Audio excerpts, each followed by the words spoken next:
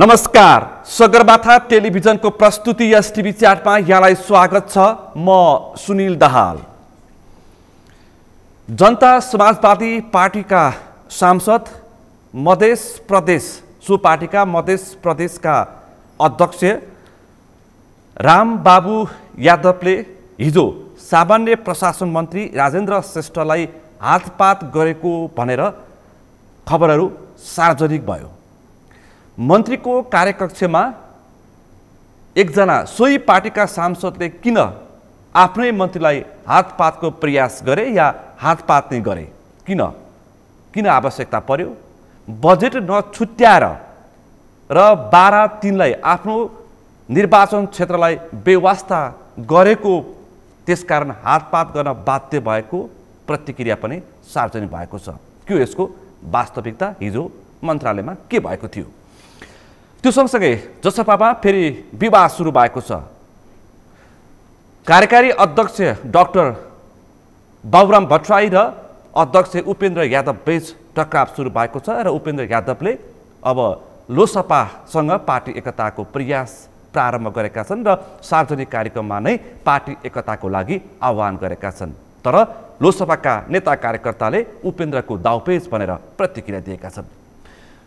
र सँगै अहिले सत्ता गठबन्धनको चर्चा उस्तै छ। मङ्सिरमा आउने प्रदेश र केन्द्रको निर्वाचनमा सत्ता गठबन्धन के हुन्छ र सत्ता गठबन्धन निर्वाचन अगाडि नै पुनर्गठन हुन सक्ने चर्चा छ र जसपामा पनि मन्त्री फेरबदलको पनि चर्चा सुरु भएको छ। आज हामी यो विषयलाई पनि छलफलमा केन्द्रमा राख्नेछौँ। यिनी समसामयिक विषयवस्तु र नागरिकताको विषय पनि जोडेर छलफल गर्नेछौँ। आजको यो छलफलमा मसँग सहभागी हुनुहुन्छ जनता समाजवादी पार्टीका सांसद मधेस प्रदेशका अध्यक्ष रामबाबु यादव। यहाँलाई स्वागत छ। धन्यवाद। आराम हुनुहुन्छ? आरामै।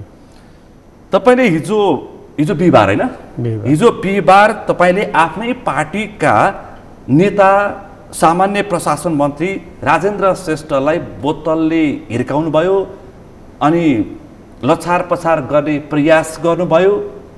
भौतिक कारबाहीमा तपाईँ उत्रिनुभयो। किन भन्दाखेरि तपाईँको निर्वाचन क्षेत्रमा मन्त्री राजेन्द्र श्रेष्ठले बजेट हालिदिएन।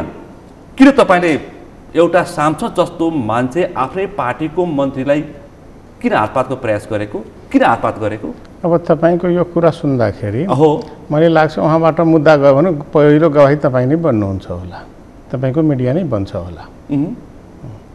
जे तपाईँ कहाँ न्युज आएको छ त्यो सरासर गलत हो। जे समाचार आएको छ त्यो सरासर गलत हो। जुन तरिकाले हातपात लछार मारपिटको यो सरासर गलत हो। मैले एउटा सांसदको हैसियतले, जनप्रतिनिधिको हैसियतले मन्त्रीसँग सरकारसँग जुन अपेक्षा गरेका थिएँ त्यो अपेक्षा अनुसार एकदमै कुण्ठा भर्यो उहाँमा कि के कारण भयो। उहाँले हाम्रो क्षेत्रलाई व्यवस्था गर्नुभयो। त्यो विषयमा उहाँसँग समय लिएर मङ्गलबार नै फोन गरेर समय लिएर मलाई समय दिनुहोस्, मेरो क्षेत्रका दिएका योजनाहरू समावेश भएन, के कारण हो मैले त्यो जान्न पाउनुपर्छ। त्यसको लागि बिहिबारकै 12 बजेको समय बनेर नै म हिजो बिहिबार 12 बजेको समय तपाईँले मन्त्री श्रेष्ठसँग समय लिनुभएको थियो हो, बजेट किन परेन भनेर तपाईँको आफ्नो निर्वाचन क्षेत्रमा। त्यसपछि के भयो? त्यसपछि म लगायत अर्का एकजना पनि सांसद जानुभयो, हरिनारायण रोनियार, हामी दुईजना। जो तपाईँको पार्टीको निलम्बित पप्पू कन्स्ट्रक्सन पार्टीको निलम्बित होइन, यो मुद्दामा निलम्बित हो। सांसद निलम्बित सांसद हो, त्यो भन्नुहोस् न। हरिनारायण प्रसाद रौनियार पनि तपाईँले सँगै लानुभयो उहाँलाई पनि? उहाँको पनि योजना थियो, उहाँले पनि दिनुभएको थियो, त्यो पनि समावेश भएको थिएन। त्यो विषयमा हामीले कुरा गर्न खोजे। उहाँको मङ्गलबारकै छलफलमा मैले डिजी र सचिव समेतलाई राख्नुपर्छ भन्ने थिएँ, तर डिजी सचिव बाहिर भएकोले उहाँले राख्न सक्नु भएन। अनि त्यसपछि हामी जाँदाखेरि के छ कुरा, मलाई हतार छ, मलाई संसद निस्कनु छ। मैले तपाईँको संसदको तपाईँको मन्त्रालयको पालो हिजो नै सकिसक्यो। आज तपाईँको राष्ट्रिय सभामा 1 बजे छ, बस्नुहोस्, मेरो कुरा सुन्नुहोस्। अनि त्यसपछि उहाँ हतार जस्तो गरेर हिँड्ने प्रयास गर्नुभयो। त्यसपछि मैले टेबल ठोकेँ। तपाईँ कुरा उहाँले सुन्न चाहनु भएन, तपाईँलाई बेवास्ता गर्नुभयो मन्त्रीले हो। त्यो त्यसपछि मैले टेबल ठोकेँ। त्यसपछि उहाँले अलिकति बस्ने प्रयास गर्नुभयो। त्यसमा पनि उहाँ हतार हो। ल अब ठिक छ, तपाईँको कुरा अब मैले बुझेँ, अब योजना पर्याप्त छैन, अब त्यसमा म छलफल गर्छु, अब मैले तत्काल केही गर्न सक्दिनँ, तपाईँबाट ढिलो आयो होला भनेर उहाँले प्रयास गर्नुभयो। पन्छिने प्रयास गर्नुभयो। पन्छिने प्रयास गर्नुभयो। त्यसपछि तपाईँले के गर्नुभयो? त्यसपछि उहाँ पनि उठ्ने फेरि प्रयास गर्नुभयो। होइन त्यस्तो हुँदैन, बस्नुहोस्, मैले टेबलमा पानीको बोतल बजारेको हो आफ्नो टेबलमा। जुन मैले सोफामा बसेको थियो त्यसको अगाडि टेबल राखेको थियो, टी टेबल राखेको थियो, त्यो टी टेबलमा मैले पानीको बोतल बजारेको हो। त्यसपछि उहाँ बसेर मेरो कुरा सुन्नुभयो। तपाईँले भौतिक रूपमा आक्रमणको प्रयास गरेको होइन? होइन होइन, आफ्नो कुरा राख्नलाई उहाँलाई सचेत गराए, उहाँले कुरा सुन्नेतर्फ ध्यान दिएर निस्किनेतर्फ उहाँको प्रयास थियो। त्यसकारण बेलको रूपमा मैले त्यो टेबलमाथि हात पनि बजारेको हो र त्यो पानीको बोतल पनि बजारेको हो बेलको रूपमा। उहाँले सतर्क गराउन मेरो कुरा सुनिदिनुहोस्। उहाँले अन्यथा पनि ध्यान भट्काइराख्नु भएको थियो आफ्नो कर्मचारीहरूसँग। त्यसपछि तपाईँलाई सुरक्षाकर्मी लगाएर निकालियो? होइन, त्यस्तो समाचारमा त्यही आएको छ। होइन होइन, त्यस्तो केही भएको होइन। र हामीले फेरि यो घटना सार्वजनिक भइसके पछाडि निलम्बित सांसद हरिनारायण प्रसाद रौनियालाई सोध्यौँ, हिजो सांसद रामबाबु यादव र सामान्य प्रशासन मन्त्री राजेन्द्र श्रेष्ठ बीच के भएको थियो हो त्यस्तै प्रकारको दुर्व्यवहारको प्रयास भएको हो भनेर सोद्धाखेरि उहाँले प्रतिक्रिया दिन चाहनु भएन। किन? त्यो त उहाँसँग सोद्धा हुन्छ, किन दिन चाहनु भएन? उहाँको इच्छा के हो, के हतपतमा होला, केही समस्यामा होला, त्यो त जवाब म दिन सक्दिनँ। तर जुन मैले घटना भनिराखेको छु यसमा कहीँ 1% पनि तलमाथि होइन। 1% पनि तलमाथि होइन। तपाईँले सामान्य प्रशासन मन्त्री राजेन्द्र श्रेष्ठलाई भौतिक आक्रमण गरेको होइन? होइन, केही होइन। उहाँबाट पनि त्यो त खण्डन आइसकेको छ छलफलको विषयमा। तर मन्त्रालयबाटै यो समाचार बाहिरियो। अब मन्त्रालयबाट को मन्त्रालयमा जान्छ, को मन्त्रालयको बिला लगाउँछ, को कसलाई बदनाम गर्छ, त्यो त खोजी नीतिको विषय। तपाईँबाट जुन तपाईँ त्यही पार्टीको सांसद, तपाईँ त्यही पार्टीको मध्य प्रदेशको अध्यक्ष, तपाईँको आफ्नै पार्टीको मन्त्री, अनि तपाईँहरू बिच त्यो विवाद भयो, अलि घम्सा घम्सिनी देखियो, तपाईँले बोतल पछार्नुभयो, पानीको बोतल पछार्नुभयो, त्यसपछि तपाईँले हातपात गरेको भनेर समाचार सामान्य प्रशासन मन्त्रालय सायद मन्त्रीकै मान्छेबाट बाहिरियो। होइन, किन बाहिरियो?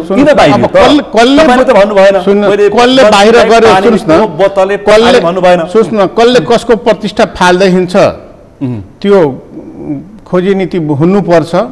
तर त्यस्तो व्यक्तिको पछि लागेर पनि हामीलाई साध्य छैन। मन्त्रालयबाट पनि यो विषय खण्डन भइसकेको छ, मबाट पनि खण्डन हिजै भइसकेको छ। मैले हेरेँ तपाईँको खण्डन पनि हेरेँ, तपाईँको अन्य सञ्चार माध्यमको केही अन्तर्वार्ता पनि। जतिसम्म मैले बोलेको छु हिजोसम्म यतिकै हो र मन्त्रालयले पनि यस विषयमा यतिकै बोले हो, यसभन्दा बढ्ता त केही बोले होइन।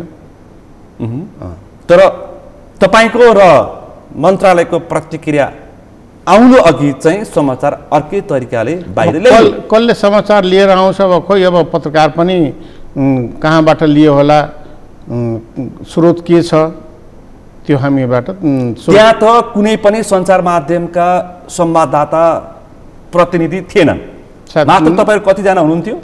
हामी 2जना सांसद, 1जना मन्त्री, मन्त्रीको 2जना स्वकीय सचिव, मन्त्रीका 2जना स्वकीय सचिव, अनि तपाईँको उहाँको 2जना गार्ड थियो, अनि 2जना सुरक्षा गार्ड, अनि 2जना कर्मचारी पनि थिए मन्त्रालयका। 2जना मन्त्रालयका कर्मचारी, 2जना जति कर्मचारी थिए। भनेपछि स्वकीय सचिव सायद 3जना थियो होला, 8-9 जना जति हामी बसेका थियौँ सबै गरेर।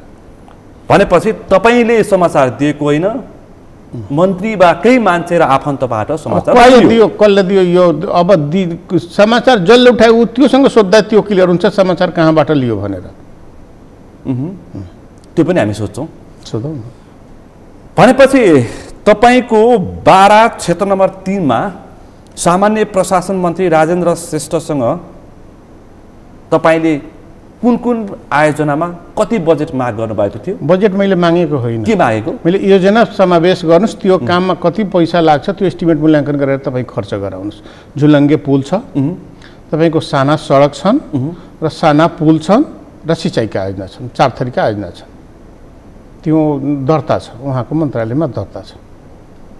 तपाईँले तपाईँको आफ्नो क्षेत्रको लागि आयोजना मागेको, तपाईँले दर्ता गराएको मेरो लेटर प्याडमै दर्ता छ आयोजना इउन। यसमा तपाईँको आफ्नै पार्टीको मन्त्री सामान्य प्रशासन मन्त्री राजेन्द्र श्रेष्ठले व्यवस्था गरिदिनु भयो। व्यवस्था भयो। त्यसपछि तपाईँ आक्रोशित भएर मन्त्रालय पुग्नुभयो। आक्रोशित मात्रै होइन, तपाईँले किन हेपेको मन्त्रीले? अब त्यो खोइ अब उहाँबाट त्यो विषय आउन बाँकी छ, हेपेको होइन। मलाई लाग्छ कहीँ न कहीँ उहाँको प्रशासनिक कारण हुनसक्छ होला। उहाँबाट जुन हिजो लास्टसम्म कुरा आइराखेको थियो, पहिला कुरा आयो लेटर पेड तपाईँ ढिलो बुझाउनु पर्ने, निवेदन नै ढिलो आयो भनेर। त्यसपछि त्यो लेटर पेड पनि उहाँको सचिवालयले मगायो, विभागबाट मगायो। अब त्यसपछि अब खोइ छुटेको कुरा जस्तो आइराखेको छ, यो राख्नेमै हामी छुट्यो जस्तो उहाँहरूबाट विभागबाट त्यस्तो कुरा आयो। भनेपछि तपाईँले प्रस्तुत गरेको दर्ता गरेको योजनाहरू पनि छुट्यो, समावेशै छैन, समावेशै छैन, एउटा पनि छैन, एउटा पनि छैन, एउटा पनि छैन। अनि तपाईँले समावेश गरेका तपाईँले पाउनुपर्छ, मेरो निर्वाचन क्षेत्रमा यति आयोजना हुनुपर्छ, तपाईँ आफ्नै पार्टीको आफ्नै नेता आफ्नै मन्त्री बनेर तपाईँले आयोजना प्रस्तुत गर्नुभयो, त्यो पनि छुट्यो। त्यसपछि तपाईँ किन छुट्यो भनेर प्रश्न गर्न सोध्न मन्त्रालय जानुभयो, तपाईँलाई इग्नोर गरियो, बेवास्ता गरियो। अनि तपाईँले बोधमा मानौँ तपाईँकै भाषा तपाईँले भनेकै कुरा आधिकारिक मानियो भने पनि तपाईँले पानीको बोतल टेबलमा पछारेपछि उहाँ तपाईँको कुरा सुन्न अलिकति लचिलो हुनुभयो भनेपछि तपाईँलाई हेप्नुभयो। अब यसलाई हेपेको भन्ने कि पन्छिना भन्ने, यो पन्छिना खोजिएको उहाँहरूको मन्त्रालयबाट मिस्टेक भएकोले उहाँहरूले पन्छिन खोजिएको मलाई मेरो तपाईँ यति आक्रामक हुँदाखेरि त उहाँले यो आफ्नो सुन्नुहोस् न, आफ्नो व्यवहार प्रस्तुत गरेपछि तपाईँ अझै किन लसिलो हुन खोज्दै हुनुहुन्छ? सुन्नुहोस् न, अब त्यो तपाईँ मलाई जस्तै प्रश्न गरिराख्नु भएको त्यो प्रश्न कि आक्रामक हो? मैले त्यसै गरी प्रश्न राख्दाखेरि मैले आक्रामक हुने, तपाईँ प्रश्न राख्दाखेरि तपाईँ पत्रकारितामा तपाईँ हुने। मैले त्यस्तै प्रश्न राख्दाखेरि मेरो जनताले दिएको, जुन जनता यतिका दिनदेखि आकाङ्क्षी छन्, जसले कृषिको लागि सिँचाइ माग्या छ, तपाईँको झुलङ्गे पुल माग्या छ, जुन दिनका दिन कृषि सामग्रीहरू उठाउने काममा झुलङ्गे पुलहरू प्रयोग भइरहेका छन्। खोला वारिपारी जग्गाको जुन कृषि उत्पादनहरू छन् त्यो ओहोर दोहोर गर्नको लागि, मोटरसाइकलहरू पार गर्नको लागि, साइकलहरू पार गर्नको लागि त्यो योजनाहरू छन्। साना सडकहरू छन्, एउटा वाडाबाट अर्को वाडासम्म जोडिने, गाउँदेखि स्वास्थ्य चौकीसम्म जोडिने, गाउँदेखि स्कुलसम्म जोडिने त्यस्तै सडकहरू छन्, साना पुलहरू छन्। त्यो जनताले मागेको, जुन एकदमै जनताले नभई नहुने, जनताले यो राज्यसँग अपेक्षा पनि गरेको, इच्छा पनि राखेको। कतिको बजेटको थियो तपाईँले प्रस्तुत गरेको मन्त्रालयमा आयोजनाका? मैले त्यसमा पैसा लेखेँ बजेट, मैले त्यसमा पैसा लेखेको होइन। लगभग कतिको बजेट पर्न सक्छ, आवश्यक पर्न सक्छ? त्यो बजेट योजनालाई राखेर सबैमा योजनाहरू इन्डोर्स गराएर त्यसमा डिपिआर गराएर मूल्याङ्कन गराएर कति लाग्छ त्यसअनुसार ठेक्का गरेर भएको, ठेक्का गर्न थोरै पुँजी भए हुन्थ्यो। 50 लाख लाग्ने ठाउँमा 5 लाखले पनि ठेक्का हुँदो रहेछ। मैले किन प्रश्न गरेँ भन्दाखेरि तपाईँ मध्य प्रदेशको पार्टीको अध्यक्ष, मध्य प्रदेशमा तपाईँकै पार्टीको मुख्यमन्त्री हुनुहुन्छ, स्थानीय सरकार पनि तपाईँकै थिए। तपाईँले यति साना आयोजनाहरू उही प्रदेशमा स्थानीय तहमा मागेको भए हुन्थ्यो, किन केन्द्रमा आउनुभयो? त्यो पनि हुनसक्छ नि मन्त्रीको आशय। ठिक छ, अनि त्यो त्यस्तो योजना त मन्त्रालयबाट 4000 छ त भनेपछि मुलुक संहितामा गएको रहेनछ, संहितामा जाने क्रममा रहेछ। यो एउटा विषय हो। र जुन ठाउँको हामी प्रतिनिधित्व गरिराखेका छौँ त्यो ठाउँलाई अहिलेसम्म राज्यबाट दिएको बजेटको पर्सेन्टेज कति हो? कति छ? एकदमै थोरै। अहिलेसम्म राज्यले तपाईँको अहिलेको पनि बजेट बुक पल्टाएर हेर्नु, सबैभन्दा कम बजेट, सबैभन्दा बढी जनसङ्ख्या भएको, सबैभन्दा बाटोको आवश्यकता त्यहाँ भएको, सबैभन्दा सिँचाइको आवश्यकता त्यहाँ भएको, सबैभन्दा नदी नियन्त्रणको आवश्यकता त्यहाँ भएको, त्यो ठाउँमा राज्यले सबैभन्दा कम बजेट लगानी गरिराखेको छ। अनि त्यो लगानी कम भएको कारणले विकासै भएको छैन, विकासको मुहानै त्यहाँ खुल्न पाएको छैन। अनि यो संहिता आइसकेपछि जनताले जुन इच्छाएको छ तिनै सरकारसँग, अब यो प्रदेश सरकारमा बजेट गएको हुन्छ कर्मचारीको कारणले, कर्मचारी नपुगेको कारणले बजेटै खर्च हुन पाएको छैन। वर्षमा 4वटा सचिवसम्म एउटै मन्त्रालयका 4 जना सचिवसम्म मध्य प्रदेशबाट अवकाश हुने। अनि योजनाहरू कसरी कार्यान्वयन हुने? त्यो त अवकाश हुने प्रदेशको रूपमा बनायो। यहाँबाट कर्मचारी मध्य प्रदेश होइन, यहाँबाट जुन कर्मचारी पठाउँछ त्यसलाई त्यहीँबाट अवकाश हो, अवकाश हुने क्रममा 1-2 महिनाको समय रहन्छ, आए गए बस्यो कुद्यो, कामै नगरे हिँड्ने भयो। अनि त्यहाँ बजेट खर्च हुने अवस्था भएन। बजेट एकदमै अहिलेसम्म कति खर्च भएको छ? कति प्रतिशत त्यहाँ भएका आयोजनामा परेको बजेटमा कति प्रतिशत पुँजीगत खर्च भएको छ? मलाई लाग्छ अहिलेसम्म 30-31% होला जम्मा। हुन त राज्यको मूल बजेटमा नै अहिले प्रतिशत कम छ। प्रतिशत कम छ र त्यो कम हुनुको कारण नै हो कर्मचारी व्यवस्थापन। कर्मचारीले गतिलो रूप नलिन सकेको वर्कमा निर्णयहरूलाई कार्यान्वयन गर्न नसकेको, त्यस कारणले बजेट खर्च हुन पाएको। म त्यसमा पनि आउँछु, थुप्रै विषय प्रसङ्ग छ तपाईसँग छलफल गर्ने। अनि त्यसपछि अर्को जुन सुरुकै प्रश्नको म अलि स्पष्ट हुन्छु, त्यसपछि अरू विषय जान्छु, किनकि तपाईँ सांसद, मध्य प्रदेशको तपाईँ अध्यक्ष पार्टीको जसपाको, अब भावी अब मन्त्रीमण्डल पुनर्गठन हुने चर्चा छ, उस्तै पर्यो भोलि तपाईँ त्यही मन्त्रालयको प्रतित्व पनि गर्न सक्ने एउटा सक्षम मानवीय होइन भनेपछि सम्भावना भएको व्यक्ति, युवा नेता, मन्त्री त सांसद नै बन्छ पक्कै पनि। त्यसकारण अरू पनि छन् सांसद, तर मन्त्रीको सम्भावित हुन्छ एउटा सांसद भनेपछि तपाईँसँग तपाईँको बिचमा खटपट त थिएन? केही खटपट छैन, आज पनि छैन। हिजो अस्ति थियो कि थिएन? धेरै राम्रो सम्बन्ध। जुन मैले काम हुन्थ्यो, खानपिन हुन्थ्यो त मैले उहाँलाई फोन गर्दाखेरि फोन नउठाउँ, आफै फोन पनि गर्नुहुन्छ। आज पनि त्यो छ, त्यही हुन्छ। त्यति सुमधुर सम्बन्ध। अनि तपाईँ पानीको बोतलले बजार दिदी मन्त्रालयमा पुगेर? होइन, मैले त आफ्नो त्यो त बेलको रूपमा मैले प्रयोग गरेको हो। त्यो त उहाँले सतर्क गराउनु, मेरो कुरा सुन्नुहोस्। शैली त ठिक थिएन नि त फेरि? कसरी तपाईँ बुझ्नुभयो शैली ठिक थिएन? मन्त्रालयमा मन्त्रीको अगाडि पानीको बोतलले फर्काएर ठोकेर बस भनेपछि त शैली ठिक भएन नि। तपाईँ त एउटा सांसद, तपाईँ यहाँ मलाई बोलाउनु भएको छ, तपाईँ प्रश्न राख्नुहुन्छ, म सुन्दैन, अटेरी गर्छु। तपाईँ मलाई के भन्नुहुन्छ? मानिलिनु सुन्नुहोस् भन्छ, सुन्नु भयो भने जानुहोस् भन्छ। सुन्नुहोस्, जवाब दिनुहोस्। हो, एकचोटि भन्नुहुन्छ, दुईचोटि भन्नुहुन्छ, तपाईँ त भन्नुहुन्छ। मान्नु भएन भने जानुहोस्। मानेजु किन आउनुभयो त्यो पनि तपाईँ भन्नुहुन्छ। मेरो समय किल गर्नुभयो त्यो पनि भन्नुहुन्छ। पक्कै पनि। अनि तपाईँ यति भन्ने, अनि मैले जनताको प्रतिनिधि भएर आउँदाखेरि समय दिएर बोलाएकोमा नसुन्दाखेरि मैले सुन्नुपर्छ मेरो कुरा, मैले भन्ने कि नभन्ने? त्यही भन्ने हो त। अलि तनावमा हुनुहुन्थ्यो कि मन्त्रीज्यू? होइन, मलाई अब खोइ उहाँको तनावको बारेमा थाहा भएन, तर म तनावमा छु। यति गरिसकेपछि अब तपाईँको आयोजनाको पुनर्विचार भएर त्यहाँ आयोजना तपाईँले प्रस्तुत गरेको आयोजनामा बजेट पर्ने भयो कि भएन त? अब त्यो उहाँहरू तपाईँले यतिसम्म तपाईँले चाहिँ मैले मात्रै आफ्नो कुरा गरिसके पछाडि अरू सांसदको आवश्यक योजनाहरू छन्, त्यो अहिले पनि बजेट पास भएको छैन। बजेट पास हुनुभन्दा पहिला समावेश हुनुपर्छ र अनावश्यक योजनाहरू, यो देशमा बजेट खर्च नहुनुको कारण दुईटा महत्त्वपूर्ण कारण के छ? अब 165 खण्डमा देशलाई संसदीय क्षेत्रमा विभाजन गरियो, 165 कोठा बनाइसक्यो। त्यो 165 कोठामा कार्यालयहरू छन्, त्यहाँका प्रशासनिक संरचना छन्, स्थानीय तहदेखि लिएर सबै बराबरी पर्ने गरी गरेका छ, लमसम जनसङ्ख्या र भूगोल मिलाएर गरेका छ। त्यो 165 क्षेत्रको बजेट तपाईँको 5 वटा क्षेत्रमा लगेर राख्नुभयो भने त्यहाँ जनशक्ति कतिको काम गर्ने क्षमता राख्छ? 165 मा बराबरी बजेट राखेको भयो भने त्यहाँका जनताले पनि बराबरी काम गर्न पाउने, त्यहाँका प्रशासनिक संयन्त्र पनि काम गर्न सजिलो हुने। भूगोल आवश्यकता र प्रतिनिधित्वको सवाललाई हेरेर बजेट राख्नुपर्छ, हुनुपर्छ। नेपालको सन्दर्भ छैन। शक्तिको आडमा तपाईले अहिलेसम्म सुन्नुस् न, कति व्यक्तिले कति बजेट लगाएका छन्, हामीले कति समाचार बनाएका अहिलेसम्म शक्ति पुगेन छ।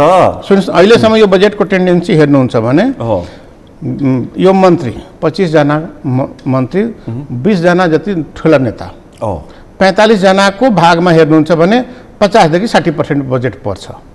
जम्मा 50 जनाको भागमा 60% बजेट पर्छ भनेपछि अरूले बाँकी खाने, बाँकी लैजाने पुग्छ, बाँकीमा सबै। अनि त्यहाँ का कर्मचारीहरू बसिराख्ने, बजेटै भएन, कामै भएन भनेर, अनि अर्को ठाउँको कर्मचारीमा ओभरलोड हुने, त्यहाँ काम गर्न नसकिने, अनि बजेट खर्च नहुने। अनि एउटा यो विषय। अर्को विषय के बन्न गएको छ, यसमा सबैभन्दा बढी अर्थ मन्त्रालयको हामी लापरवाही दोषी हेरिराखेका छौँ। सम्बन्धित मन्त्रालयले बजेटको खर्चको अख्तियारी समयमा नदिएको र दिएको अख्तियारीमा पनि मन्त्रालयले थपघट संशोधन रकमान्तर गर्दाखेरि मन्त्रालयले, अर्थ मन्त्रालयले 6 महिनासम्म चिठी लट्काइराख्ने। त्यो अख्तियारी दिएको दिएन, त्यो खर्चको संशोधन दिएन कि रकमान्तर दियो कि दिएन, त्यो 6 महिनासम्म चिठी पेन्डिङ गरिराख्ने। अहिलेसम्म तपाईँको यो 8औं महिनामा गएका चिठीहरू सम्बन्धित मन्त्रालयहरूले मागेका चिठीहरूको रकमान्तर संशोधन अहिलेसम्म सम्बन्धित मन्त्रालयमा फर्काइएको छैन। ल तपाईँले मागेको योजनामा खर्च हुने पैसा हामी सहमति दियौँ, तपाईँ खर्च गर्नुहोस् भने अहिलेसम्म दिएको छैन। अहिले असार 27 गते भइसक्यो। अनि यो देशको विकास बजेट बढ्छ र विकास खर्च बढ्छ र विकास हुन्छ र हुँदैन। दुई कारण, एक त समयमा अर्थ मन्त्रालयले रोल प्ले नगर्नु र सबै बजेट केही ठाउँमै मात्रै थुपार्नु। यो दुईलाई सुधार्नुपर्छ। सुधार्नुको सहज तरिका छ। 165 निर्वाचन क्षेत्रमा देश विभाजन भइसकेको छ। त्यो 165 क्षेत्रलाई आधार 165 निर्वाचन क्षेत्रलाई त्यहाँको आवश्यकता जनसङ्ख्या भूगोलको सबैलाई आधारमा सबैलाई आवश्यक विकासको स्तर विकासको आधारमा बजेट छुट्याउनु पर्यो। विकासको स्तर मात्रै होइन, विकासको स्तर मात्रै होइन, त्यहाँ मानव सूचाङ्क हेर्नु पर्यो। त्यहाँका जनताहरू केमा पछाडि परेका छन्। अब कृषिका कर्महरू बढी कहाँ छ? तल मध्य प्रदेश, लुम्बिनी प्रदेश, त्यस्तामा बढी कर्महरू छन्। अनि सिँचाइका योजनाहरू कहाँ राख्छ? 1 नम्बर प्रदेशमा राख्छ। 1 नम्बर प्रदेशमा सिँचाइ हुने ठाउँहरू कति जिल्ला पर्छ? सुनसरी 3 जिल्ला। 3 जिल्ला। अनि शक्तिशाली नेताहरू छन् नि त, त्यसकारण पर्छ त बजेट। अनि शक्तिशाली नेता हुँदैमा सिँचाइ राखिदियो भने कहाँ सिँचाइको बाँधहरू बाँध्छ? कहाँ तयार गरेछ? त्यो समस्या हो। गरिब कहाँ हुने र गरिबी निवारणका कार्यक्रमहरू कहाँ गरिने? कृषि कहाँ हुने, कृषिका योजनाहरू कहाँ राखिने? यो 77 जिल्लामा कृषि कार्यालयहरूका रूपमा 52 ठाउँमा कार्यालय खडा गरिएका छन्। कृषि र मत्स्य गरी 52-55 ठाउँमा कार्यालयहरू खडा गरिएका छन्। र त्यो सबै ठाउँमा कर्मचारी सङ्ख्या जनशक्ति बराबरी छ। जुन मध्य प्रदेशको एउटा जिल्लामा 8 लाख 10 लाख जनसङ्ख्या छ, उत्पादन हुने भूमिहरू बढी छन्, अनि त्यहाँ जनशक्ति प्राविधिक जनशक्ति 10 जना छ भने हिमालको जिल्लामा पनि प्राविधिक जनशक्ति 10 जना छन्। हिमालको जिल्लामा के हामी उत्पादन गरिराख्छौँ त्यस अनुसारको प्राविधिक जनशक्ति हुनु पर्यो। हिमालको जिल्लामा धान उत्पादन गर्ने प्राविधिक जनशक्ति राखिदियो, आँप उत्पादन गर्ने प्राविधिक जनशक्ति राखिदियो भने त्यसले त्यहाँ फाइदा दिन्छ। त्यहाँ त स्याउ अरू के त्यहाँ उत्पादन गर्न सकिन्छ। चिसो इलाका त्यस्ता प्राविधिक जनशक्तिहरू राख्नुपर्ने। सबै के उत्पादन हुन्छ, त्यहाँ के को आवश्यकता छ, त्यो अनुसार बजेट वैज्ञानिक तवरले छुट्याउनु पर्यो। बजेट र प्राविधिक त्यहाँको उत्पादन जमिन छ त्यस अनुसारको जनशक्ति दिनु पर्यो। जनशक्ति र बजेट र कार्यक्रम पनि त्यसै अनुसारको जानु पर्यो। त्यहाँ हामी काम गर्न सकेका छैनौँ। सबैमा बराबरी बाँडिदियो, बजेट पनि बराबरी बाँडिदियो। नदी नियन्त्रणका योजनाहरू कहाँ राखेका छ? पल्टाएर हेर्नुहोस्, ऊर्जा मन्त्रालयको बजेट सबै माथि राखेको छ। अनि नदीले तबाही कहाँ गरिराखेको छ? मध्य प्रदेश तराईमा गरिराखेको छ। अनि यसले देशको भलो हुन्छ र? त्यसकारण त देश बनिरहेको छैन त। अनि त्यसकारण त अनि अहिले बजेटमा छलफल चलिराखेको छ। त्यहाँको उपस्थिति हेर्नुहुन्छ भने न्यून छ। मतलब छैन मान्छेहरूलाई। होइन, मतलब नहुनुपर्ने कारण के हो? हामी सांसदहरू बोल्छौँ, यिनीहरू टेर पुछर लगाउँदैन, के बोलिराख्नु? ठिक छ, गएर बोलेर आइदेऊ न त। उनीहरूको जवाब हामीले थाहा छ, उनीहरूले गर्ने विषय नै थाहा छ। त्यसपछि संसदमा सांसदहरूको उपस्थिति न्यून हुनुको कारण नै त्यही हो। मन्त्रीले बोलेको कुरा मन्त्रीले सुन्दैन। प्रधानमन्त्रीले सम्बन्धित मन्त्रालयको छलफल चलिरहेको सम्बन्धित मन्त्रीसम्म पनि हुँदैन। हिजो सम्बन्धित मन्त्री नभएसम्म म बोल्दिनँ भनेर एकजना सांसद बड्डी कसेर रोस्टरमा बसिरहनु भएको थियो। मैले बोल्दाखेरि जुन दिन पर्यटनको बोले, पर्यटन मन्त्री थिएन। के काम लाग्यो? त्यहाँ नोटिस त हुन्छ, तर त्यो मन्त्री कहाँ पुग्छ, कसको जिम्मा दिएर आएर गएको हुन्छ। सम्बन्धित मन्त्रालयको छलफल हुन्छ, सम्बन्धित मन्त्री हुन्छ। ठिक छ, सम्बन्धित मन्त्री छैन, अर्को मन्त्रालय राख्दा हुन्थ्यो त। जुन मन्त्री यहाँ उपस्थित छ, जुन मन्त्री त्यहाँ बस्ने अवस्थामा छ, त्यसले राख्दा हुन्थ्यो। खै मानिदियो, तपाईँले यति गरिसकेपछि अब तपाईँको क्षेत्रमा बजेट पर्छ, आशा गरौँ होइन? मेरो क्षेत्रमा मात्रै होइन, जुन जनताका आवश्यक विषयहरू जुन सांसदले माग्छ तपाईँले सुरु गरिदिनु भयो। अब अरू पनि यस्ता घटनाक्रम नहुन् होइन, त्यस्तो सबैको चेत खुलोस्। मैले चेत खुलोस् र सबै मन्त्रीको चेत खुलोस्। म यसमा थप के भन्न चाहन्छु, मैले उहाँले 3-4 गतेसम्म समय दिएको छु। तपाईलाई अल्टिमेटम दिइसक्नु भएको छ। इलेक्सन चाहिँ आउनुहोस्, कारण के छ कारण पनि खुलाउनु। के गर्नुहुन्छ? त्यसपछि म उहाँको चेम्बरमा अनसन बस्छु। यदि तपाईको 12 क्षेत्र नम्बर 3 मा तपाईले सामान्य प्रशासन मन्त्रालयमा प्रस्तुत गरेको आयोजना त्यहाँ मन्त्रीले कार्यान्वयनमा ल्याउनु भएन भने तपाईँ सामान्य प्रशासन मन्त्रालय अगाडि 12 क्षेत्र नम्बर 3 का सांसद रामबाबु यादव अनसन बस्छु उहाँको चेम्बरमा। त्यसपछि फेरि म वार्ता गर्छु। हुन्छ। अनि अर्को विषय, हामी 51-52 जना सांसदहरू अर्थमन्त्रीलाई लिखित हामी सही गरेर दिएका छौँ, यो बजेट संशोधन हुनुपर्छ। यो बजेट संशोधन हुनुपर्छ, सबैतिर समानुपातिक हिसाबले संशोधन हुनुपर्छ। बजेटमा असमानता भयो, धेरै असमानता भयो, शक्तिको दुरुपयोग भयो। त्यो त एकदमै, त्यो शक्तिको दुरुपयोग भन्दाखेरि एकदमै बेइमानी नै गरिदियो त हामीलाई त। करदाता साथी त तपाईँ मेरो अगाडि तपाईँ हुनुहुन्छ, अब मैले केही पनि भनिरहनु पर्दैन। तपाईँ हिजो किन त्यसो गर्नुभयो? किनकि तपाईँको हामीलाई करदाताको रूपमा मात्रै बुझ्यो, मन्त्रीहरूले के बुझ्यो? यो लोगो तपाईँले लगाएको लोगो सबैको लागि समान हो। ठिक छ, सुन्नुहोस् न, मन्त्रीहरूले के बुझ्यो? यो जति बजेट कर उठाएको छ, जति बजेट बनिएको छ मेरो लागि हो, म बाहेक कसैको छैन, मैले दया मायामा कसैले छोडिदिने हो, दिने हो, त्यति हो। मन्त्रीको दम्ब बढ्यो। यो मैले कमाएको सम्पत्ति हो, जति राजस्व उठेको छ मैले यसमा जे गर्दा पनि हुने भयो। यसमा मलाई इच्छाएको व्यक्ति, मैले इच्छाएको सांसद, मैले इच्छाएको अरू व्यक्तिलाई पनि दिँदा हुन्छ। त्यो योजना लायक छ छैन, जनताबाट माग गरिएको हो कि होइन, सांसदलाई समातिएको हो कि होइन, त्यसलाई वास्ता गरी उहाँहरूले नजिकको सांसदलाई चाहिँ बजेट दिने अथवा अलिक घनिष्ठ मित्रता भएकोलाई दिने, अब त्यो देखियो नि त। त्यसभन्दा पनि फरक देखियो। अझै पनि तपाईँ 2 दाजुभाइ सांसद हुनुभयो, एक दाजुभाइ मन्त्री भइगयो, अर्को भाइलाई त्यसले पनि वास्ता गरिदियो। त्यसले पनि दिएको योजनाहरू, ल के छ तिम्रा क्षेत्रका जनताहरूले आशा योजनाहरू तिमीसँग जनता मागे होला भने होला, के छ भन न त। त्यो पनि कुनै पनि मन्त्रालयको बजेट मन्त्रीको पुर्खौली सम्पत्ति होइन, जनताको ट्याक्स हो। जनताबाट उठेको ट्याक्स हो, यो सबै ठाउँमा जानुपर्छ।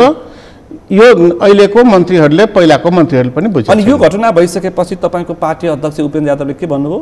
अहिलेसम्म उहाँसँग सम्पर्क भएको छैन, म आफै व्यस्त। अरू साथीहरूले के भन्नुभयो?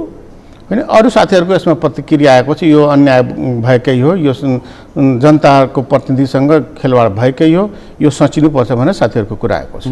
एकजना केही समय अगाडि एकजना हुम्ला या जुम्लाको सांसदले भन्दै हुनुहुन्थ्यो कि मेरो जिल्लालाई यति बजेटले सीता पनि पुग्दैन, त्यसकारण त्यो बजेट पनि अर्थमन्त्रीकै क्षेत्रमा लगे हुन्छ भनेर उहाँले आह्वान गर्दै हुनुहुन्थ्यो। भनेपछि त्यस्तो अवस्था छ। अब मैले एउटा प्रदेशको कुरा गर्दाखेरि, अब मध्य प्रदेशमा यो पर्यटन मन्त्रालयको 48 वटा योजना टोटली बुकमा। मध्य प्रदेशमा पर्यटन मन्त्रालयको 48 वटा योजना छ। अनि पर्यटन मन्त्रीको क्षेत्रमा 128 वटा, जिल्ला महिना क्षेत्रमा। अनि त्यहाँका प्राविधिकले प्रेम आलेको क्षेत्रमा 128 वटा, सानै छ, थोरै रहेछ। त्यहाँको जनतालाई मात्रै आवश्यक छ। यो मन्त्रीको, यो देशभरिको जनता, तपाईँ पनि मन्त्री हुनु पर्यो। सुन्नुहोस् न, हुनुभन्दा बजेट नपाइने भयो, आयोजना नपर्ने भयो। बजेट पाइनेको लागि मात्रै मन्त्रीको लागि मान्छे दौडधुप, यो सिस्टमले त त्यही देखियो, गर्नै पर्ने भयो। यो सिस्टमबाट मौसिरमा निर्वाचन छ, जित्नु पर्ने छ, नभए राजनीति छोड्नु पर्यो। जित्नुभन्दा पहिला त जुन जनताले हामीसँग गाउँघर जाँदाखेरि प्रश्न गर्छन्, होइन माग्छ, मैले यो योजना राखेको थिएँ, के भयो? सबैभन्दा बढी त सिँचाइको योजना मागिराखेको छ। तपाईँको मध्य प्रदेश त्यहाँ डुबान हुन्छ सधैँ। सिँचाइको योजना आफै जनता बाँध्छ वर्षमा 2 चोटि, त्यो बाढी आउँदाखेरि भत्काएर जान्छ। त्यो जनताले त्यो माग्छ सबैभन्दा बढी। भन्नुहोस् न, तपाईँको पार्टी अध्यक्ष उपेन्द्र यादवलाई भन्नुहोस्, डाक्टर बाबुराम भट्टराईलाई भन्नुहोस्, अरूलाई भन्नुहोस्। एउटा घटना मलाई याद छ, एउटा घटना, सबै निर्वाचन सकिसकेका थियो, स्थानीय र सङ्घ प्रदेश सकिसकेका थियो। अनि त्यहाँको जनताले हामीलाई बोलाएर, जिल्ला समन्वय सभापति, मेयर, वडा अध्यक्ष, सांसद, विधायक यो 5 जनालाई बोलाएर डायरी कलम दियो र डायरी कलममा लेख्न लगाइयो र टेबलमाथि खडा गराएर मलाई पनाएर के भन्यो मलाई केही योजना चाहिएन, मैले मेरो नदी नियन्त्रण मात्रै गरिदिनुहोस्, म त्यतिकैले मेरो पुग्छ, मेरो सम्पत्ति जोगिन्छ, म आफ्नो बालबच्चालाई आफै कमाएर पढाउन सक्छु, इलाज गर्न सक्छु, मलाई त्यतिकै मात्रै गरिदिनुहोस्। त्यो योजना 3 सालदेखि हालिराखेको छु। अहिले पनि ऊर्जा मन्त्रालयमा हाले, टेरपुच्छर लगाएको छैन, केही हुनेवाला छैन, केही हुनेवाला छैन, केही भएको छैन। त्यहाँको जनताको डायरीमा उसकै दिएको डायरी, उसले दिएको कलम हामी लेख्यौँ। 3 वर्षदेखि हालिरहेको छु। के गर्नु? मन्त्री परिषद हेरफेर हुँदैछ यादवज्यू, मन्त्री हुने प्रयास गर्नुहोस्। यही तपाईँलाई मैले अग्रिम शुभकामना दिएँ। ल, त्यसको लागि धन्यवाद। अग्रिम शुभकामना तपाईँलाई। नभए तपाईँको क्षेत्रमा बजेट पर्ने अवस्था छैन। अब पार्टीको कुरा गरौँ। पार्टी त विभाजन हुँदैछ। जसपा, जनता समाजवादी पार्टी, जसपा, 3 टुक्रा। तीनै यसैले तपाईँ 3 ठाउँ पारिदिनु भयो। जनता कता पार्नुभयो? जनता त कहाँ हो नि? अनि समाजवादी कता पार्नुभयो? कहाँ हो कहाँ? त्यो पार्टी कहाँ पार्नुभयो? त्यसो भए जनता नेता अशोक राई, डाक्टर बाबुराम भट्टराई र उपेन्द्र यादवलाई एउटा टुक्रा जिम्मा दिए भइहाल्यो नि। सुन्नुहोस्, तपाईँहरूबाट यो कुरा मैले हिजोदेखि सुनिराखेको छु। नेताले बोलिरहेछन्। खोइ तपाईँहरूलाई नेताहरूले भन्न हामी पार्टी फुटाउन लाग्यौँ, तपाईँहरू सहयोग गरिदिनुहोस् कि के भयो, तर हामी कहाँ त्यस्तो कुरा आएको छैन। खोइ किन तपाईँहरू कहाँ मात्रै नेताहरू हामी पढ्दैछौँ, तपाईँहरूसँग सहयोग मागे होला, हामीसँग त सहयोगै मागेन। तपाईँकै पार्टी अध्यक्ष उपेन्द्र यादवले लोसपासँग पार्टी मिलाउन, एकता गर्न तयार छु भनेर सार्वजनिक कार्यक्रममा मध्य प्रदेशबाट आह्वान गर्नुभयो। त्यो कुरा त स्वागत है। प्रतिक्रिया जसपाका वरिष्ठ नेता राजेन्द्र महतोले यो उपेन्द्रको पार्टीभित्रको समस्या हल गर्ने अर्को एउटा चलखेल र छटपटी हो। डाक्टर बाबुराम भट्टराई र अशोक राईले पेलेपछि अब हामीलाई साथ खोज्ने व्यवस्था छ हाम्रो, हामी सुन्दैनौँ। उहाँको भनाइमा कानमा तेल हालेर बसेको छु भन्नुभएको छ उहाँले। सुन्नुहोस्, यो राजेन्द्र महतोजीको कुरा हो, तर उपेन्द्रजीबाट जुन यो प्रस्ताव गरिएको छ त्यो स्वागतयोग्य छ, त्यो हुनुपर्छ। त्यहाँको जनताको यो आवाज हो, त्यहाँको जनताको आवाज हो। अनि अस्ति केपी शर्मा ओलीको सरकार ढाल्दाखेरि अनि मन्त्री बन्नको लागि जसपाका ती नेतालाई झन्डै पार्टी विहीन बनाइदिया होइन? बिर्सिनुभयो तपाईँले? पार्टी विहीन हामीले बनाइदिएको त उहाँहरू त अध्यादेश 20% अध्यादेश नआएको भए, माधव कुमार नेपाललाई सेटल गर्ने समस्या समाधान गर्ने उपाय नखोजिएको भए उहाँहरू महन्त ठाकुर र उहाँहरूले पार्टीबाट राजेन्द्र महतो हालत के हुन्थ्यो? उहाँहरूलाई पार्टीबाट निष्कासन गरिएको कारबाही गरे होइन?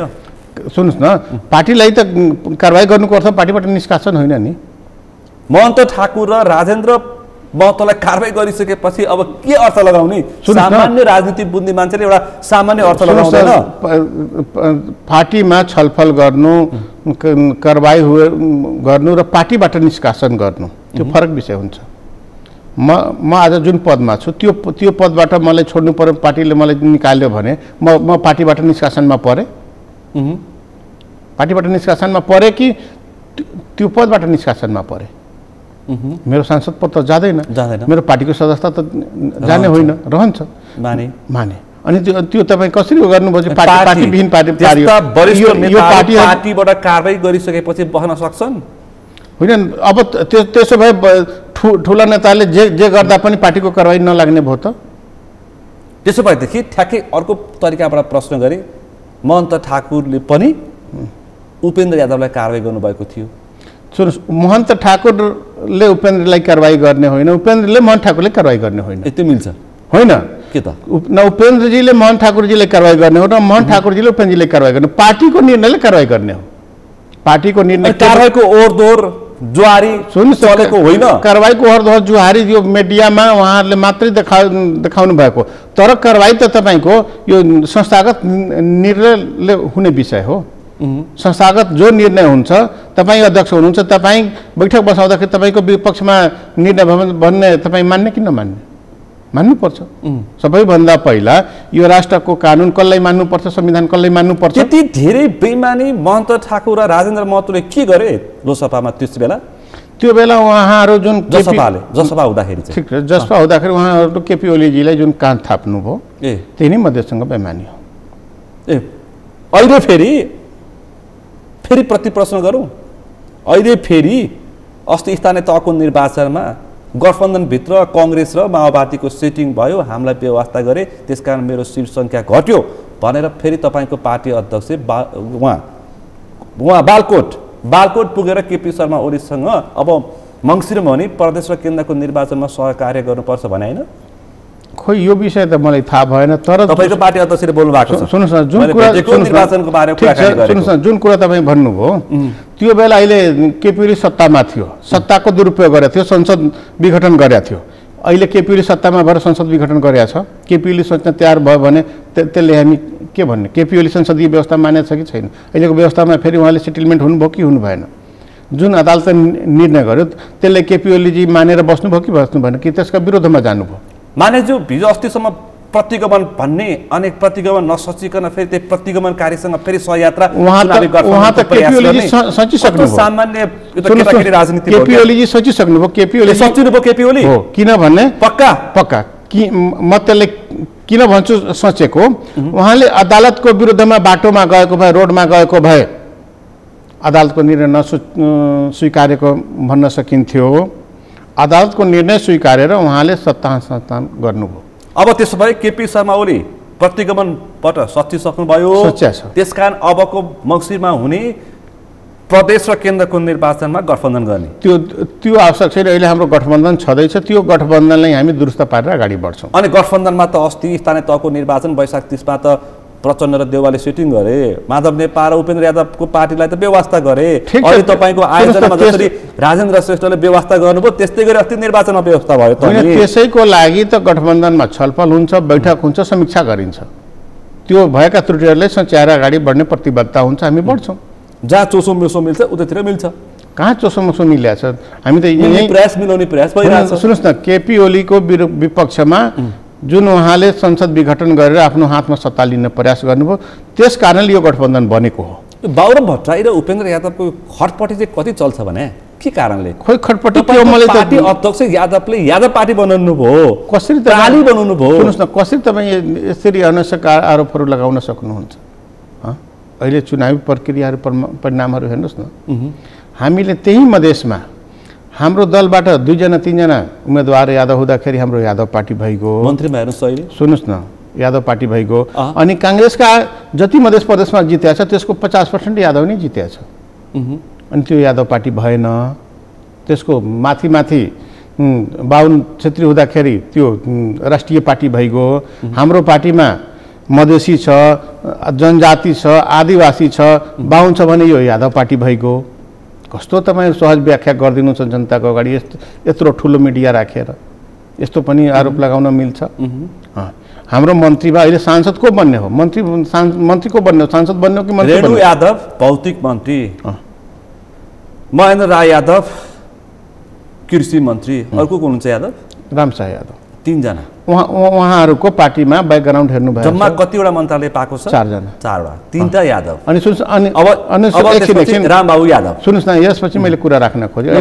अहिले जुन सांसद मन्त्री बन्ने हो त्यो सांसदमा सङ्ख्या कतिको छ, कतिको लगानी छ, कतिका दिनदेखि पार्टीमा काम गरेको छ, यो विषयमा मन्त्री बन्ने हो। यो आधारहरू तय गरेर मन्त्री बन्ने हो। यादव थर भएको आधारमा बन्ने होइन। जस्तै तपाईँलाई म भन्न चाहन्छु, महेन्द्र यादवजी उहाँ आफ्नै एउटा ठुलै पार्टीको नेतृत्व गरेर हामीतिर आउनुभयो। त्यस पार्टीबाट दिने कि नदिने भन्नुहोस् न तपाईँ? अनि महिलाको नेतृत्व रेणुजी आफै गर्नुभयो, त्यो महिला दिने कि नदिने? अनि रामशाहजी भनेपछि तपाईँको पार्टीभित्र जसपाभित्र यादव भन्दा बाहेक सत्ता सञ्चालन गर्न मन्त्रीको पदको लायक अरू यादव बाहेक अरू छैन? मन्त्रीको पदको लायक मैले कुरा गरे होइन। पार्टीमा लगानी गरेका, पार्टीमा योगदान गरेका व्यक्तिहरूको मैले कुरा गरेँ। पहिलो पङ्क्तिमा को लगानीमा पर्यो त त्यो व्यक्तिलाई पहिलो चोटिमा पठायो। त्यसभन्दा अब दोस्रो पटकमा त्यो पनि नेपालकोले त निर्णय गरिसक्नु भएको छ। हाम्रो पार्टीमा पनि दबाब सुरु भइसकेको छ। हुन्छ हैन? हुन्छ। मन्त्री फेरबदल हुन्छ हैन? हुन्छ। त्यसमा तपाईँ कहिले मन्त्री हुने? मैले कहिले मन्त्री हुने, तर साथीहरूबाट मन्त्री भइन्छ। त्यो पार्टीले जुन विधि प्रक्रिया अपनाएर मूल्याङ्कन गर्छ त्यो मूल्याङ्कनमा म पनि पर्न सक्छु, अरू साथीहरू पनि पर्न सक्नुहुन्छ। तर फेरि मूल्याङ्कनको आधारमा मन्त्री बनाउने हो। तर फेरि यादवै थर हुनु पर्दैन? तपाईँ त यादव थर छ, तपाईँ त परि निश्चित जस्तो देखियो। त्यसो भए मैले के गर्ने त? यादव थर चेन्ज गरिदिने? मैले मेरो यो पार्टीमा लगानीको कारणले मलाई पार्टी टिकट दियो, जनतामा वर्क गरेको कारणले जनता मत दियो कि के कारणले मत दियो? त्यहाँ मैले तपाईँसँग प्रश्न सोध्न चाहन्छु।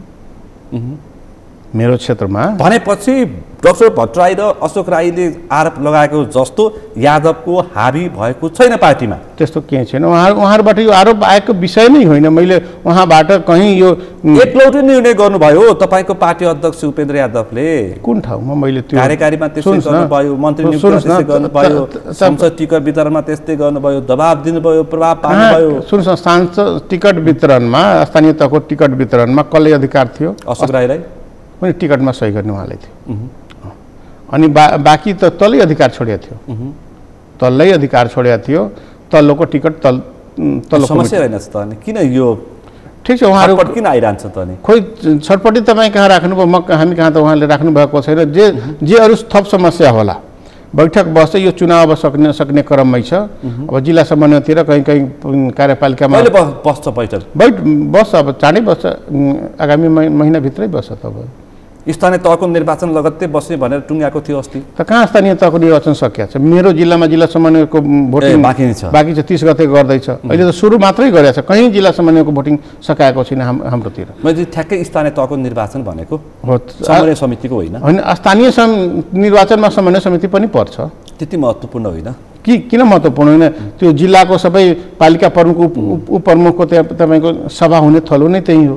त्यसकारण जनप्रतिनिधिहरू त्यहाँ व्यस्त हुनुपर्ने हुनाले यो सर्यो। भट्टराई र यादवको टक्रावले होइन। छैन। हाम्रै पर्साका सांसद प्रदीप यादव यहाँ छोडेर त्यहाँ लाग्नु भएको छ। म आज फेरि पार्टी फुट्यो भने फेरि प्रश्न गर्छु अनि। ठिक छ, तपाईँको प्रश्न गर्ने राइट हो। जुटी राख्यो भने प्रश्न पनि बोलाउँछु। अनि हाम्रो काम नै हो। भोलि मेरो जिल्लाको नोमिनेसन छ, जिल्ला समन्वयको, त्यसमा म आज जाँदैछु। त्यसकारण हामी जिल्लातिर व्यस्त भएकोले यता अलिकति बैठक नबस्न सकेको। स्थानीय तहको निर्वाचन सकिने बित्तिकै बैठक बस्छ। बैठकमा जुन समस्या छन् त्यो समस्या सोल्भ हुन्छ। अब गठबन्धन कुरा गरौँ। मङ्सिरमा गठबन्धन ओलीसँग कि प्रचण्ड देउवा माधवसँग? हामीले राजनीतिक रूपले जो हाम्रो मागप्रति बढी सजग, बढी लचकता र यो संविधान कार्यान्वयन, संविधान संशोधन, मधेसप्रति, जो दलित जनजातिप्रति, आदिवासीप्रति जो बढी सकारात्मक हुन्छ त्योसँग हाम्रो गठबन्धन कायम रहन्छ। प्रधानमन्त्रीजीले अहिलेका गठबन्धनका नेतृत्व गरिरहेका राख्नुभएका सामान्य शेरबहादुर देउपाजीले यसलाई व्यवस्था गर्नुभयो भने त्यसबाट हामी छुट्न बाध्य हुन्छौँ। व्यवस्था गरिसक्नुभयो। कसरी? तपाईँको पार्टी अध्यक्षको आफ्नै छोरा जो प्रत्याशी हुनुहुन्थ्यो मोरङ विराटनगर महानगरपालिकाको उपमेयरमा हार्नुभयो, मत क्रस भयो, उपमेयर अर्कोले जित्यो। ठिक छ, त्यहाँ शेरबहादुरजी गएर भन्नुभयो मत नदिने भन्नुभएको हो। काङ्ग्रेसले त आफ्नै दलका धेरै उम्मेदवारहरूलाई हराएको छ। त्यो कसको भनाइमा हराएको छ? जनकपुरमा तपाईँको मेयर हार्नुभयो। एकछिन, विराटनगरमा त आफै गएर शेरबहादुर देउपाजीले प्रचार गर्नुभएको छ। वीरगञ्जमा तपाईँहरूको मेयर जित्नुभयो। कारण अर्कै छ। के छ कारण? त्यो त कारण उहाँको व्यक्तिगत लोकप्रियता बनिएको छ। अनि ठिक छ, त्यो संसदीय प्रणालीमा, दलगत प्रणालीमा दलकै मान्यता बढी। दलको मत, कोर मत आएन। हाम्रो कोर मत आएन, अन्य पार्टीको मत आएन, उहाँको व्यक्तिगत। सुन्नुहोस्, यो यो स्थानीय निर्वाचन हो। स्थानीय निर्वाचनमा उम्मेदवारको पनि धेरै कुरोले महत्त्व राख्दो रहेछ। र ठिक छ, हामीसँगको गठबन्धनमा हामी केही ठाउँ लुज गरेका छौँ। यो 2 ठाउँ हामी लुज गरेका छौँ, जनकपुर र यता विराटनगर, यता कलिया, 3 ठाउँ लुज गरेका छौँ। त्यहाँ काङ्ग्रेस पनि लुज गरेका छ। काङ्ग्रेसका त्यहाँ जनकपुरमा बागी उम्मेदवारले बाजी मारेका छ। काङ्ग्रेसभित्रको आन्तरिक द्वन्द्व हामी गठबन्धन गरेको भए नगरेको भए उहाँहरूको उम्मेदवारको द्वन्द्वको कारणले त्यो रिजल्ट आउने अवस्था छ। हाम्रो गठबन्धनको काङ्ग्रेसभित्रको आन्तरिक द्वन्द्व, देउबा कोइराला पक्षको टकराव, त्यसको प्रत्यक्ष मार्गमा गठबन्धनका उम्मेदवार परे। भनेपछि जस्तै फेरि त्यो केन्द्र जस्तै मैले कुरा राखेँ, बाराको जितपुर उपमहानगरपालिका, जितपुर सिमरा उपमहानगरपालिका, त्यहाँ माओवादी र काङ्ग्रेसको गठबन्धन थियो। माओवादीको मेयर थियो, काङ्ग्रेसको उपमेयर थियो। कांग्रेसको मेयर निस्क्यो, माओवादीको जित्यो। कांग्रेसको उपमेयर हार्यो, कांग्रेसको मेयरले जित्यो, माओवादीको उपमेयरले जित्यो। त्यहाँ कसले हराइदियो त? त्यहाँ उहाँहरूको आन्तरिक द्वन्द्वले नै हराएको।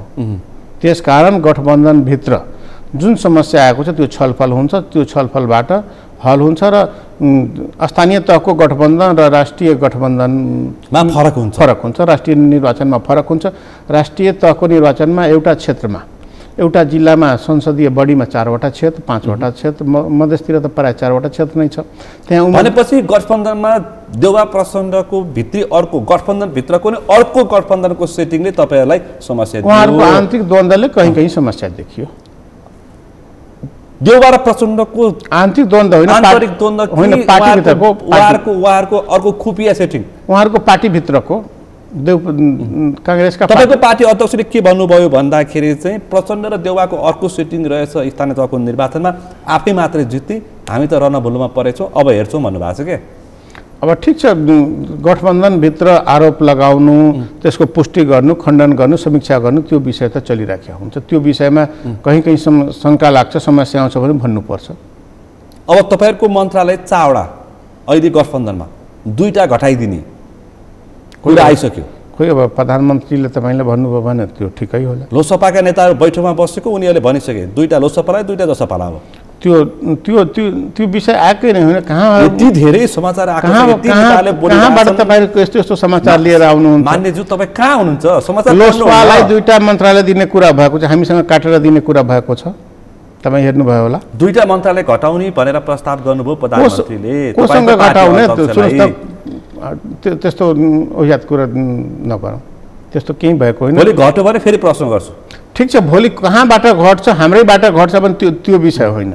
तर 2टा जुन मन्त्री इन हुन्छ, 2टा मन्त्रालय घटाउने भनिसकेपछि तपाईँको पार्टी अध्यक्ष बिच्किनु भयो। सुन्नुहोस् न, जुन बालकोट पुग्नु भयो, एकछिन पक्नुहोस् न। अनि 2टा जुन इन हुन्छ, हाम्रै मन्त्रीबाट आउट हुन्छ, त्यो हाम्रै मन्त्रालय आउट हुन्छ, त्यो हुँदैन। तर यो सरकारको 2टा जसको भागबाट भए पनि आउट हुन्छ, तर हाम्रो भागबाट लोकसभा सरकारमा जान्छ, लोकसभा आउन सक्छ, लोकसभा छैछ, लोकसभा जान्छ, आउन सक्छ, प्रयास हुँदैछ। त्यो त उहाँले भनिसक्नु भएको छ। लोकसभालाई किन यही बेलामा अहिले नै सरकारमा जानु परेको तपाईँलाई के लाग्छ? सहपाठी भएको अलिकति विचार मिल्ने भएको हुनाले मैले प्रश्न गरेको। ठिक छ, लोकसभालाई पनि सरकारमा लाउनुपर्छ, उहाँले नै पहिलादेखि मत दिनुभएको हो र एउटा राष्ट्रिय रूपमै एउटा लोकतान्त्रिक गठबन्धन र एउटा वाम गठबन्धनको प्रयास चलिरहेको छ अहिले। त्यो त्यसको वाम गठबन्धनको लागि ओलीजी लाग्नु भएको छ। यताबाट माधवजीलाई, प्रचण्डजीलाई कसलाई छुटाउन सके हुन्थ्यो। अनि यता लोकतान्त्रिक गठबन्धनलाई बलियो पार्नेतर्फ प्रधानमन्त्रीजी गठबन्धन लागेको छ। त्यसैको ट्रायल स्वरूप यो प्रतिक्रियाहरू आइरहेको छ। राइट। भनेपछि प्रधानमन्त्री कांग्रेस पार्टी सभापति शेरबहादुर देउवा लोकतान्त्रिक गठबन्धनमा बलियो पार्न, केपी शर्मा ओली अस्तिको स्थानीय तहको निर्वाचनको सिट सङ्ख्या घटेपछि वामपन्थी गठबन्धनमा, त्यसमा फेरि झलनाथ खनाल पनि हुनुहुन्छ सँगै, उहाँको पनि त्यही प्रतिक्रिया आइरहेको छ, सुन्नु भएको छैन? ठिक छ, सुन्नुहोस् न, दलभित्र फरक कुरा हुनु, सुन्नुहोस्, दलभित्र फरक कुरा हुनु, मतान्तर हुनु त्यो बेग्लै विषय हो। तर निर्णय भइसकेपछि निर्णयको विरुद्धमा जानु बेग्लै विषय। त्यो सम्भावना तपाईँ देख्नुहुन्छ एउटा सांसदको हैसियतमा? जे पनि हुनसक्छ, राजनीति हो होइन, राजनीतिको स्वार्थ मिल्नु पर्यो, सिट सङ्ख्या बढ्ने परिपक्व हुनु पर्यो, त्यसमा त नेताहरूको सिट सङ्ख्या बढ्ने र जुन केपी ओलीजीको यो 3 वर्षको कार्यकालमा उहाँले जुन दम्भ देखाउनु भयो त्यो दम्भ टुट्नु पर्यो। कहाँ दम्भ देखाउनु? तपाईँको मध्य प्रदेशमा सिट सङ्ख्या बढाएर देखाइदिनु भयो केपी ओलीजीले। तपाईँको घट्यो, ठिकै भन्नुभयो। हाम्रो घट्यो, उहाँको बढ्यो। लोकसभाको पनि घट्यो, जसपाको पनि घट्यो। हाम्रो कति घट्दियो? तपाईँले रेकर्ड छ पहिलाको र अहिलेको? छ रेकर्ड। म अध्यक्ष छु, घटेकै छैन। तपाईँ भन्नुहुन्छ घटिदियो। कति थियो पहिला? 26 थियो, अहिले 25 छ। 1 सिट त घटेछ नि त। अब त्यो त 10-20 भोटले पनि मान्छे हारेको छ, एक भोटले पनि मान्छे जितेको छ। प्रतिशत पनि घटाएको छैन। तपाईँ मत सङ्ख्या पहिलाभन्दा बढ्यो। प्रतिशतमा तपाईँले त्यही भन्नुहुन्छ। एमाले पनि हारेको ठाउँमा हारेको छ, तर प्रतिशतको आधारमा काङ्ग्रेसभन्दा हाम्रो मत सङ्ख्या पहिलाभन्दा बढेको छ। साथीहरू पालिकागत तहमा कम्पिटिटिभ रूपले अगाडि बढेको छ। यो छ। गठबन्धन थियो कति कुन ठाउँमा तपाईँले गठबन्धन गर्नुभएको थियो? यो हाम्रो प्रदेशमा 2 ठाउँ मात्रै गठबन्धन थियो त। माओवादीसँग पनि थियो होइन? कहीँ थिएन, कहीँ पनि थिएन। कहीँ वडामा साथीहरूले आफ्नै कहीँ थियो वडा अध्यक्षहरूमा, त्यसको कुनै अर्थ राख्दैन। आफ्नै त्यो त चुनावको दिन पनि साथीहरूले आफ्नो आफ्नो मिलाइराखेका हुन्छ, टोल पनि मिलाइराखेका हुन्छ, त्यसको अर्थ भएन। त स्थानीय तहको बहुरङ्गी गठबन्धन थियो, जस्तो कि झापामा जसले एमालेलाई हराउन सब एकातिर थिए, जसले माओवादीलाई हराउन अर्कोतिर थिए, जसले फकाउन सक्यो स्थानीय तहमा गठबन्धन बन्छ। त्यो स्वाभाविक हो। केन्द्रमा त्यसो फरक हुन्छ, त्यसको फरक हुन्छ।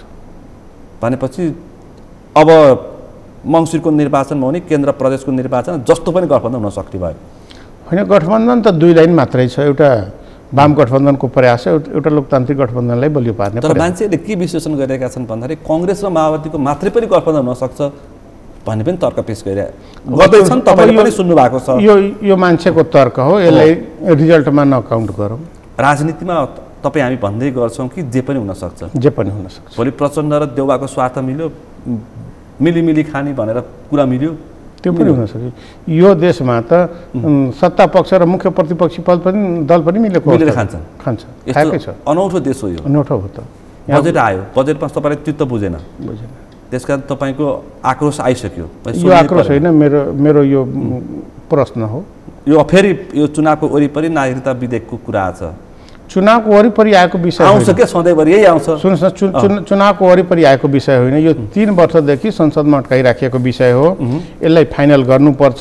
जनतालाई कति दिनसम्म बन्धक बनाइराख्ने, जसको छोराहरू बाबुआमा नागरिक, छोरा अनागरिक, खोइ यो कुन देशको कानुनले त्यस्तो सिद्ध गर्छ? अरू देशको कानुनले त आमा बुवा जहाँसुकैको भए पनि हाम्रो देशमा जन्मियो भने मेरो नागरिक भन्छ।